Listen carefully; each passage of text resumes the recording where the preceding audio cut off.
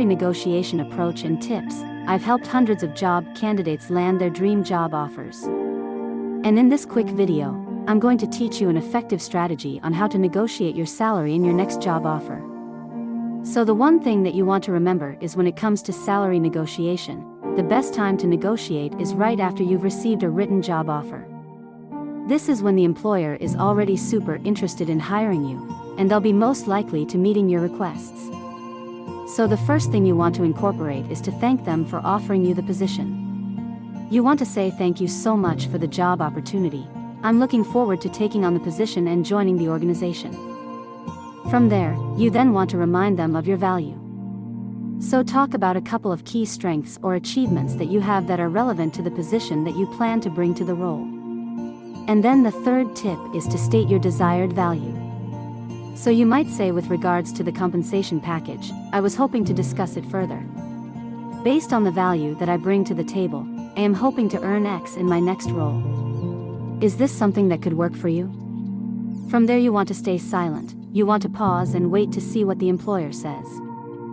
So to recap, make sure that you thank them for the job offer, remind them of your value, state your desired salary, and then stay silent. And hopefully this will maximize the salary that you get in your next job offer. What to expect for each interview round, I'll teach you what you can expect at each stage of the interview process so that you can show up confident and prepared. After you submit your application, and if they're interested in you, you're likely to hear back from an HR representative or recruiter.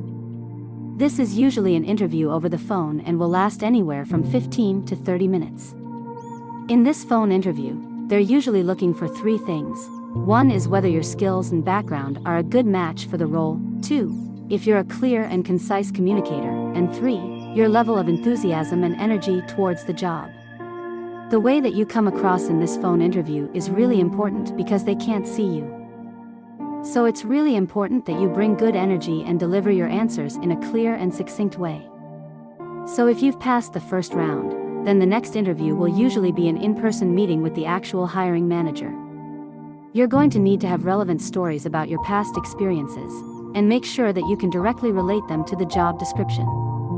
The biggest thing that's going to get you the job offer in the end is how well you're able to fit in the organization, and that's all determined by your ability to connect with that person who's sitting across the table from you. So be sure to show up with that intention to really engage.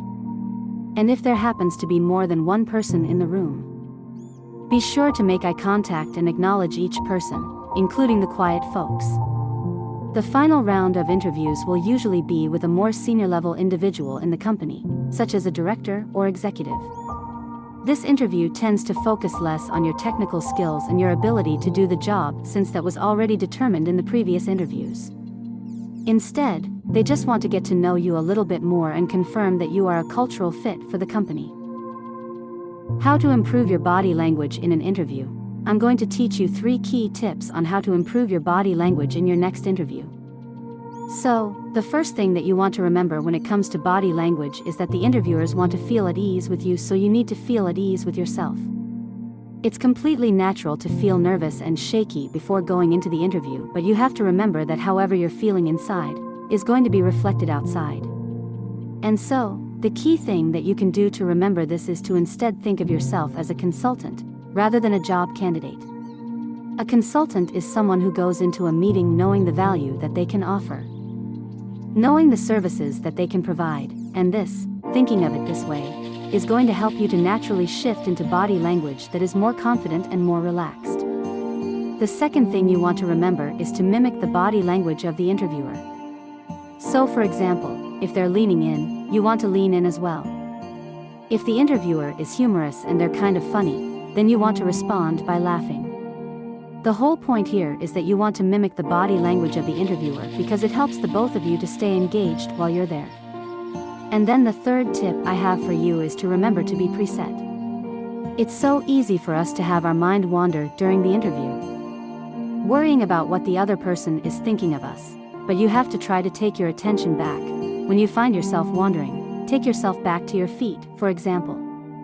Plant them in the ground, and then listen intently to what the interviewer is saying. And so remember these 3 things. Interviewers want to feel at ease with you, so make sure that you feel at ease with yourself first, Mimic the body language of the interviewer, and finally, be present. This is going to help you with your body language in every interview. How to research a company before your interview. I'll teach you 4 key steps on how to research a company before you go into the interview. Step number 1, check out the company's website and read it thoroughly. Besides going to the About Us page, you'll also want to check out relevant information targeted for the job that you're specifically interviewing for. So for example, if it's a public company and you happen to be in the finance field, you can visit the Investor Relations section of the website and look at previous financial statements for information. Step number 2, look up Google News Search and read up the latest news updates or press releases. The point here is to find out interesting news updates that might be relevant to your job and that might impact the work that you specifically do for the company. So for example, if there is a new acquisition that the company has just gone through, mention that you're aware of that and that you'll be able to contribute by using your relevant skills and experience in this area. Step number 3 is to find connections on LinkedIn and reach out to them. Go on LinkedIn and look up people who work at the company or who may have worked there in the past, who you happen to be connected with. Send them a message and set up a casual coffee or call date, just to chat, and get any insight or insider's tips that will help you in the interview. Also, be sure to look up the names of the actual people who you will be interviewing with.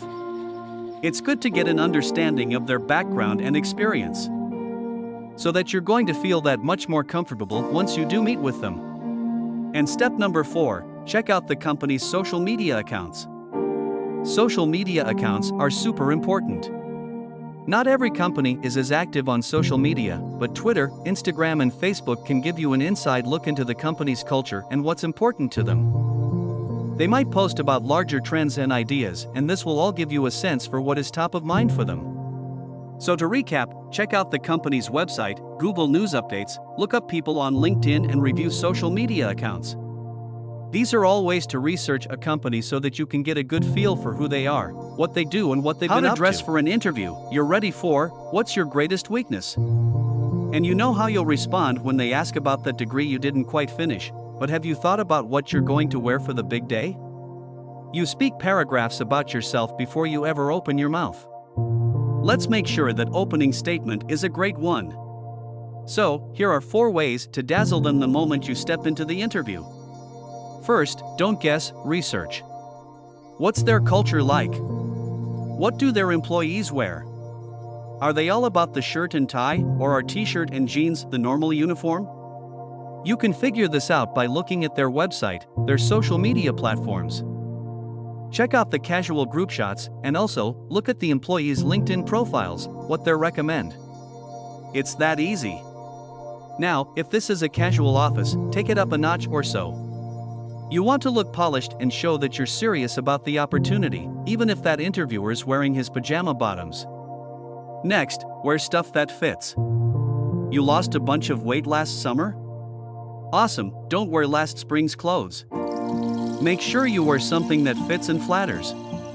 You certainly don't want to be remembered as that guy whose pants fell down in the interview. Third, wear something that feels like you. This isn't the time to try some completely new look, especially if you're not going to feel comfortable in it. Wear clothes that make you feel confident, not the weird vest your buddy insists that you should wear. And finally, don't go over the top. Avoid piles of perfume or lots of bling or head-to-toe neon green even if the fashion magazines insist it's this season's it color. You want your clothes to be memorable, but not in the form of, do you remember that one candidate who showed up in A? Your appearance makes the first statement. Make sure yours says, hire me immediately. Make sure yours says, hire me immediately. How to handle radio silence after the interview. Did you kill it at your last interview and leave just certain you'd be invited back? That's a great feeling, isn't it? But what happens if a week or 2 later you've heard nothing?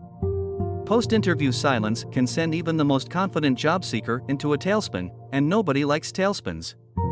So, try this simple follow-up formula that'll help you control the situation and look calm and confident along the way. First, as a rule, it's always smart to ask about potential next steps before you leave that meeting, and it's totally acceptable to ask what their time frame is at the end of your interview.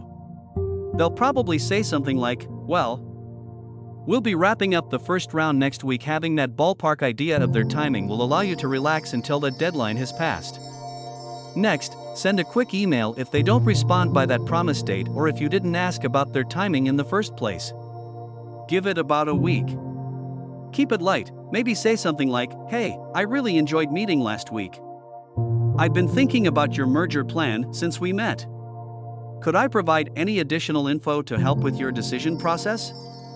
There's a lot that can slow things down when it comes to hiring. They could be crazy busy. They might be disagreeing over the top candidates. Who knows? A non-pushy, yet confident note might help get things moving along. Now, if you don't get a response, see if you can get the inside scoop from someone working at that company.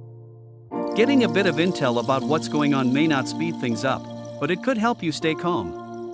Now, if you still have radio silence after another week or two, try one more follow-up and then let it go.